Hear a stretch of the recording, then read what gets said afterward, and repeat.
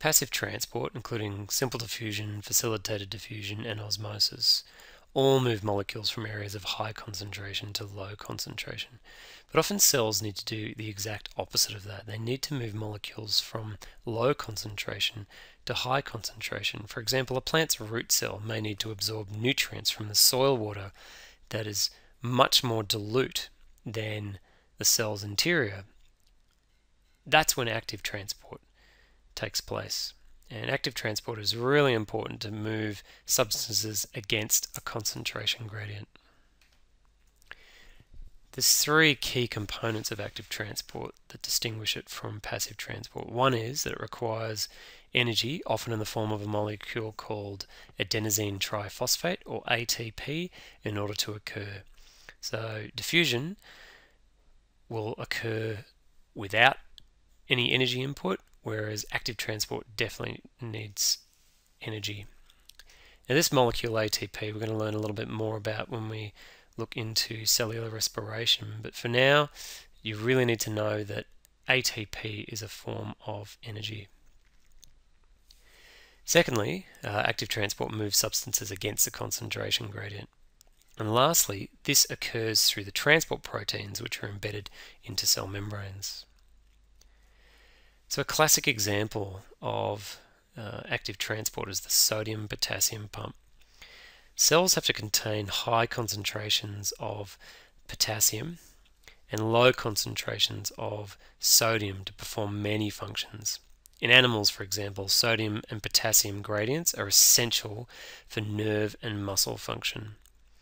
One active transport system in the membranes of most animal cells is the sodium-potassium pump, which uses ATP as an energy source to move sodium ions and potassium ions against their concentration gradients. These particular series of images show how this works, and we've put up an interactive of the sodium-potassium pump that will get you more familiar with this form of active transport. Now another form of transport that requires energy is transport using vesicles.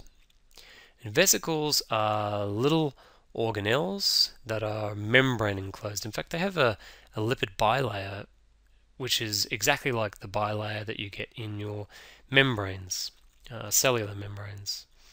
And vesicles form these little balls or enclosed balls of membrane, and their key job is to transport substances between cells. There's two different types of vesicle transport: endocytosis, which is substances going into a cell, and exocytosis, which is substances exiting a cell.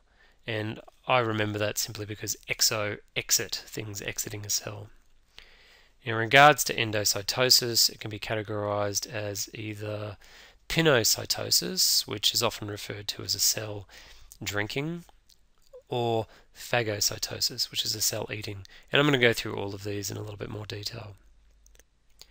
So most molecules dissolved in water are small, and they can cross cell membranes by simple diffusion, facilitated diffusion, or active transport. Large particles, however, must enter and leave cells with the help of vesicles that form from the cell membranes. Endocytosis allows a cell to engulf fluid and large molecules and bring them into the cell, and it occurs through this fairly straightforward process. A small portion of the cell membrane buds inwards, entrapping particles. In this particular case, the cytoplasm is on the left-hand side, represented by blue, and you can see the substances being imported in, represented by these red dots. The vesicle then forms around those particles, effectively forming a pinch off of the cell membrane made up of the same lipid bilayer, and then finally surrounds those particles into a complete vesicle and moves them into a cell.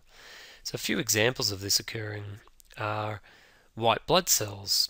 And here is an image of a white blood cell that's actually engulfing some foreign matter, and this is the basis of your immune system and your body protecting you Another example is this funky image of an amoeba, which is a single-celled organism engulfing some food here. Looks like an alien sort of eating his lunch. There's two categories of endocytosis. One is phagocytosis, which, as I referred to before, is large particles coming into the membrane, and therefore it's called cell eating often, phagocytosis. Pinocytosis, on the other hand, is considered as cell drinking, and that's when it absorbs particles that are dissolved in liquid that can't simply just pass through the membrane. Now, exocytosis, things exiting the cell, occurs in pretty much the reverse order of endocytosis. So in this particular case, the vesicle has already surrounded particles and it moves those towards the cell membrane and then merges with the cell membrane and finally just releases those substances to the outside of the cell. And an example of this is actually neurotransmitters between two nerve cells. Neurotransmitters are released through exocytosis and they help transmit signals between nerve cells.